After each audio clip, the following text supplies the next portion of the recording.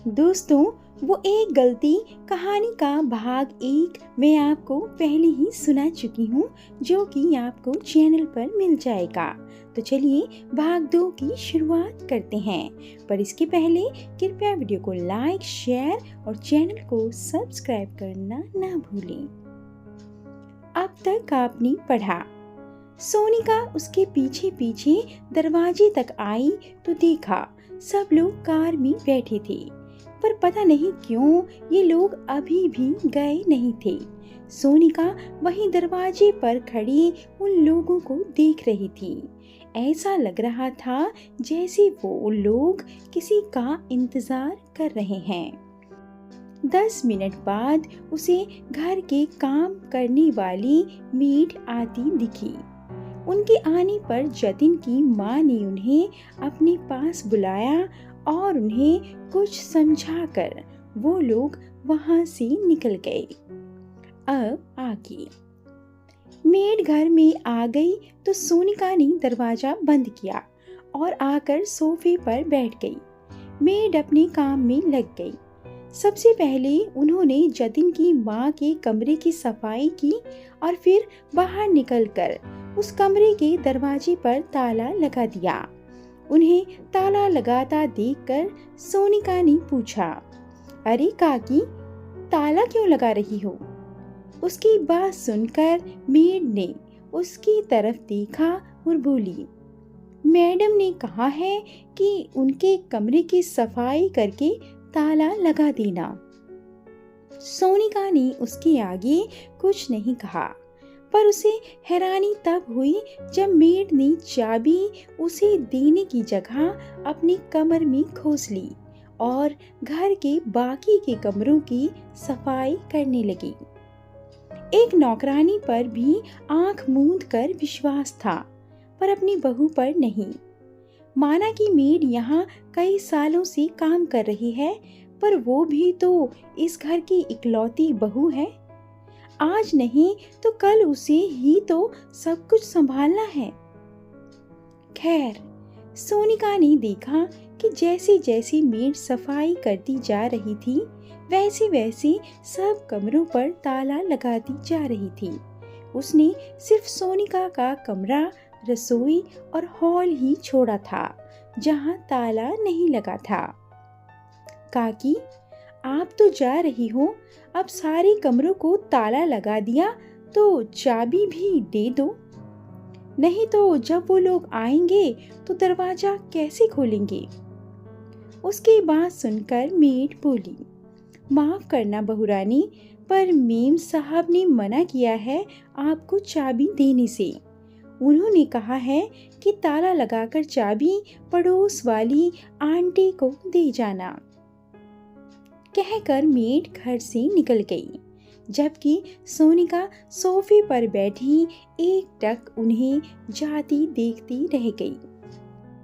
सोनिका ने कहा ऐसे सपने देखे थे कि बहुत खुशहाल जीवन जिएगी। उसका पहला प्यार उसको मिल गया है, पर अब ससुराल वालों से पाला पड़ रहा था कि कहाँ तो घर में नौकर चाकर काम करते थे, अब ले देकर एक मेड रह गई जो भी घर की साफ सफाई के लिए आती थी। बाकी रसोई का सारा काम सोनिका के हिस्से में डाल दिया गया। अब तो जतिन भी पूरी तरह से अपने माता पिता के कहे में रहता था। सोनिका के हिस्से सिर्फ जिम्मेदारी आई थी, उसे कोई अधिकार नहीं दिया गया था। आज उसे पछतावा होता था कि क्यों उसने अपने ही पैरों पर कुल्हाड़ी मार ली। अपने माता पिता का दिल दुखाकर वो यहाँ कहाँ खुश है। दोपहर के 3 बज गए। तब तक सब लोग घर आ गए। जतिन पड़ोस वाली आंटी जी के यहाँ से चाबियां ले आया। हमेशा की तरह सामान सीधे सब सासू जी के कमरे में गए।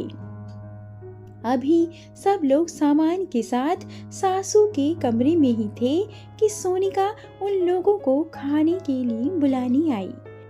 उस समय छोटी ननद अपने सोने के गहने पहनकर दिखा रही थी।